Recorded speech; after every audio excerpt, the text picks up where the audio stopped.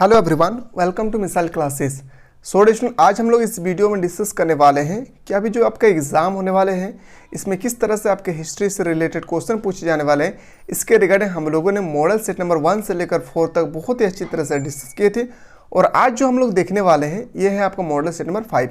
इसके बाद डिस्कशन अगर आप लोगों का कॉमेंट आया कि सर हमें 2019, 2020, 2021 और 2022 का पेपर के बारे में भी थोड़ा सा डिस्कस करवाइए, तो मैं 2019 से लेकर 2022 तक जितना भी क्वेश्चन पूछे गए हैं आपके एग्जाम हुई है जैकपॉट में, सभी क्वेश्चनों को मैं एक दिन लेकर आऊँगा। तो डिस्टर आज आपका हिस्ट्री का मॉडल सेट नंबर ये अंतिम मॉडल सेट है हिस्ट्री का। इसके बाद आपके पास और कोई भी मॉडल सेट आपको मिलने वाले नहीं है। तो कोई ऐसा बंदा है जो अभी तक मॉडल सेट नंबर 1 से लेकर 4 तक नहीं देखे तो सबसे पहले हमारे चैनल को सब्सक्राइब करके प्ले लिस्ट में जाकर हिस्ट्री में अच्छी तरह से मॉडल सेट नंबर 1 से लेकर 5 तक देखें।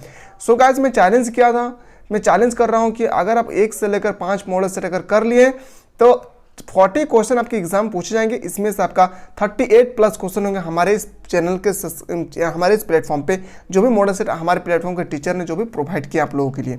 तो बिल्कुल डेशन ये 18 अप्रैल का वायरल पर्सन है और आपके पेपर में भी इसी तरह से क्वेश्चन छपने वाले हैं। तो चलिए हम लोग क्वेश्चन की ओर। सो गाइस, पहला जो क्वेश्चन है आपके सामने, ये आप लोग जो डिस्कस कर रहे हैं हम लोग, ये है मॉडल सेट नंबर 5। इसके बाद आपको और कोई भी मॉडल सेट नंबर हिस्ट्री से मिलने वाले नहीं है। पर आप लोग चाहते हैं कि सर हम लोगों को 2019, 2020 और 2021, 2022 में जो भी क्वेश्चन एग्जाम जैकपॉट ने पूछे गए इन सब क्वेश्चन को एक बार डिस्कस करवाइए। तो मैं आप लोगों के कमेंट को देखकर डिसीजन आप लोगों के पास एक दिन जरूर लेकर आऊँगा। आपको दिखाना चाहूँगा कि आप लोगों को एग्जाम में किस तरह से क्वेश्चन पिछले साल पूछे गए हैं। ठीक है, पहला क्वेश्चन है कि लक्स कॉक और सोबे की गुफा की चित्रकला कहाँ पाई गई है। याद रखेंगे कहाँ पाई गई है, फ्रांस में पाई गई थी। ऑप्शन नंबर ये आपका करेक्ट आंसर होगा। इसी तरह से आप लोग चाहते हैं कि सर हर एक सब्जेक्ट के लिए मॉडल सेट नंबर प्रोवाइड करें, तो आप लोग कमेंट सेक्शन बिल्कुल कमेंट करना ना भूलें। क्वेश्चन है कि होमोनिड समूह की विशेषता है, जो होमोनिड समूह है इसकी विशेषता क्या होगी। मस्तिष्क का बड़ा होना, 2 पैर पर चलना, हाथ की विशेष आकृति, यानी ऑप्शन नंबर डी इसका करेक्ट आंसर होगा। क्वेश्चन नंबर 3 पे चलते हैं। उम्मद खिलाफत वंश की स्थापना किसने किया था। उम्मद खिलाफत वंश जो थे इसकी स्थापना करने वाले व्यक्ति का नाम था वालिद। क्या नाम थे, वालिद, यानी ऑप्शन नंबर डी आपका करेक्ट आंसर है। क्वेश्चन नंबर 4 पे चलते हैं। क्वेश्चन नंबर 4 है मुस्लिम कानून की किस शाखा में सर्वाधिक रूढ़िवादी माना गया है। तो याद रखेंगे हनविल में, कहाँ भी, हनबली में, यानी ऑप्शन नंबर बिल्कुल सही उत्तर होगा डी। अगला क्वेश्चन पे चलते हैं कि 1325 ईस्वी में प्लेग किस देश में फैला था। ये प्लेग एक बीमारी है, 1325 में फैला था। उस देश का आपको बताना है कि कौन सा नाम है। उस देश का नाम है मिस्र। क्या होगी, मिस्र इसका सही उत्तर होगा। सो गाइस, वीडियो देखने के बाद थोड़ा सा आप लोग हेल्पफुल हो तो लाइक करना ना भूलें, क्योंकि आप लोगों के लिए बहुत ही मेहनत कर रहे हैं और इसी तरह से एग्जाम तक मैं आप लोगों को क्वेश्चन पहुँचाने की कोशिश करूँगा आप लोगों के पास तक, जो आपके पेपर में डायरेक्टली छपने वाले हैं। अगला क्वेश्चन है कि माया लोगों के पंचांग में वर्ष में कितने दिन होते हैं। इस क्वेश्चन का जो बिल्कुल सही उत्तर होगा 365 दिन। कितने दिन होते हैं, 365, इसका सही उत्तर होगा। अगला क्वेश्चन पे चलते हैं। सूडानी सभ्यता का केंद्र नहीं था। आपको बताना है जो सूडानी सभ्यता है इसका केंद्र नहीं था। इस क्वेश्चन का बिल्कुल सही उत्तर होगा डेन्यूब। क्या होगा, डेन्यूब इसका सही उत्तर होगा। अगला प्रश्न पे चलते हैं। अगला क्वेश्चन पे चलते हैं। जो नेक्स्ट क्वेश्चन है कि गिलगैमिस महाकाव्य का संबंध किस प्राचीन सभ्यता से है। तो गिलगैमिस महाकाव्य का संबंध मेसोपोटामिया से है। कहाँ से, मेसोपोटामिया इसका राइट आंसर होगा। सो गाइस, इससे पहले हम लोगों ने जितना भी वीडियो डिस्कस किए हैं हिस्ट्री का, सभी मॉडल सेट आप लोगों को मैंने डिजिटल बोर्ड में बताया था और आज मैं आपको पीडीएफ के माध्यम से इसलिए बता रहा हूँ क्योंकि बहुत सारे स्टूडेंट का कमेंट आया है कि सर आपका वॉइस वहाँ पे बहुत ज़्यादा गूंज रहे थे। सो गाइस, दिक्कत ही हो रही थी, इसी कारण से मैं आज आप लोगों के पास बिना फेस वाला वीडियो लेकर आया हूँ। तो वीडियो दोनों में से क्या डिफरेंट लग रहा है आपको, आंसर आपको कमेंट में बताना है। प्रसिद्ध सूफी महिला संत रबिया कहाँ की रहने वाली थी। तो ये कहाँ की रहने वाली थी, वासरा। क्या होगा, वासरा इसका सही उत्तर होगा। ऑप्शन नंबर सी इसका राइट आंसर है। अगला क्वेश्चन पे चलते हैं। पैगंबर मोहम्मद ने प्रथम सार्वजनिक उपदेश कब दिए थे। तो प्रथम सार्वजनिक उपदेश दिए थे 612 ईस्वी में। ऑप्शन नंबर बी आपका राइट आंसर है। अगला क्वेश्चन पे चलते हैं कि पुनर्जागरण से कैसे युग का आरंभ हुआ। पुनर्जागरण से नए युग का आरंभ हुआ, यानी ऑप्शन नंबर ए आपका करेक्ट आंसर है। ठीक है, अगला क्वेश्चन पे चलते हैं। गुटेनबर्ग ने किस पुस्तक की सर्वप्रथम छपाई की थी। जो गुटेनबर्ग है उन्होंने सर्वप्रथम बाइबिल पुस्तक की छपाई की थी, यानी ऑप्शन नंबर बिल्कुल सही उत्तर होगा सी। सो गाइस, वीडियो देखने के बाद थोड़ा सा भी अच्छा लगे तो लाइक करें, क्योंकि आप लोगों के लिए बहुत ही मेहनत कर रहे हैं। अगला क्वेश्चन है कि लियोनार्दो दा विंची का नामक पुस्तक जो है जन्म कब हुआ था। लियोनार्डो दा विंची का जन्म कब हुई थी? इस क्वेश्चन का बिल्कुल सही उत्तर होगा 1452। ऑप्शन नंबर ए आपका राइट आंसर है। अगला प्रश्न पे चलते हैं। अगला जो क्वेश्चन है, क्वेश्चन नंबर नेक्स्ट आपके सामने कि 300 से 900 ईस्वी के बीच कौन सी सभ्यता उन्नति के चरम सीमा पर थी? तो उन्नति की चरम सीमा पर रहने वाले था माया। कौन थे? माया इसका सही उत्तर होगा। अगला क्वेश्चन पे चलते हैं कि दास कैपिटल के रचनाकार कौन है? ये क्वेश्चन 2019 और 2022 में कंटिन्यू 2 साल में पूछे गए थे।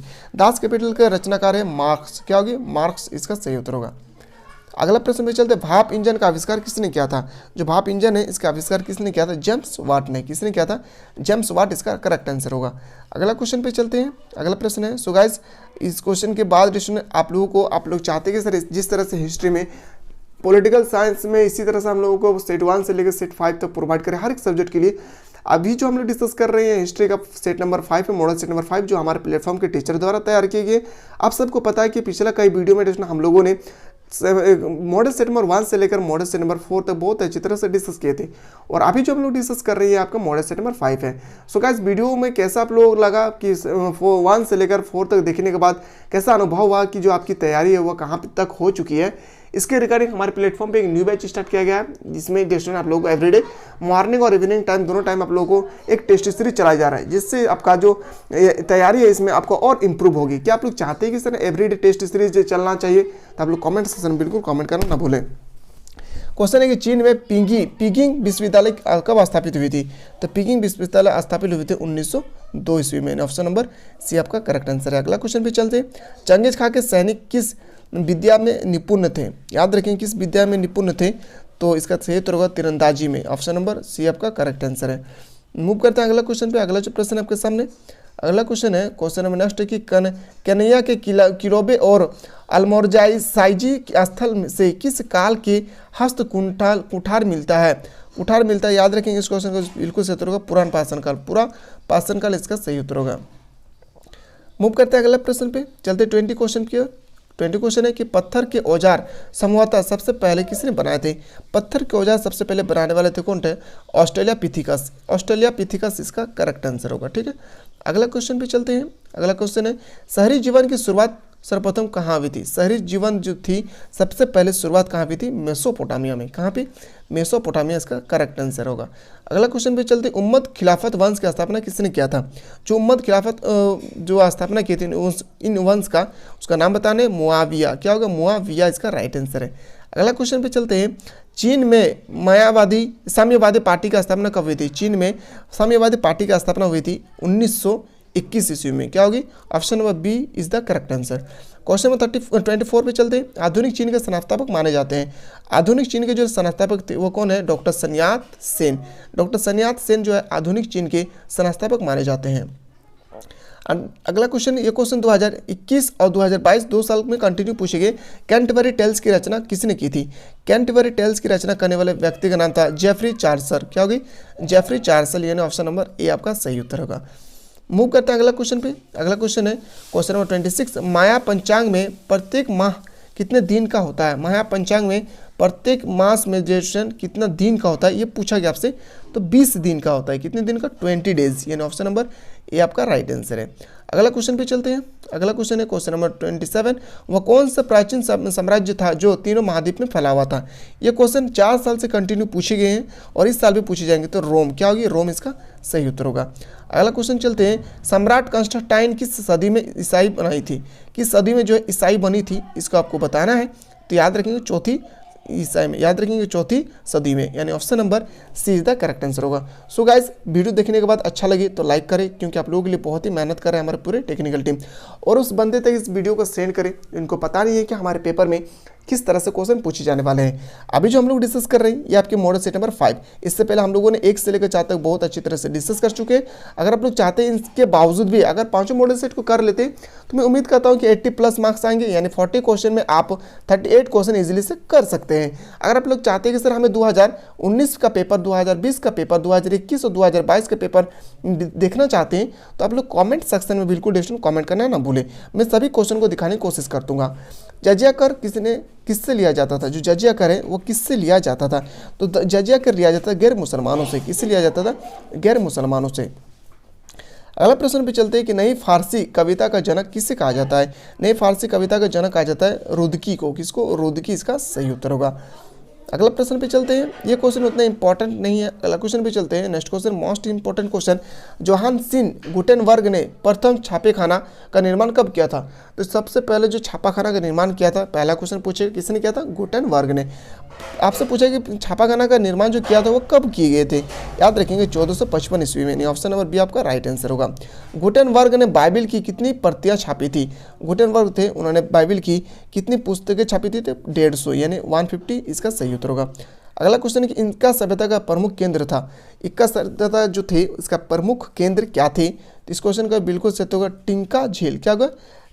टिटिका झील, यानी ऑप्शन नंबर डी आपका राइट आंसर है।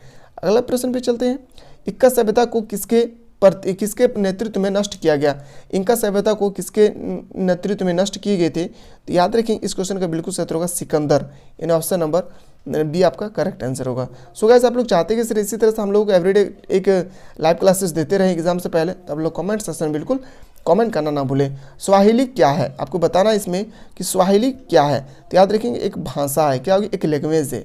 अगला प्रश्न पे चलते हैं, दूसरी औद्योगिक क्रांति कब हुई थी?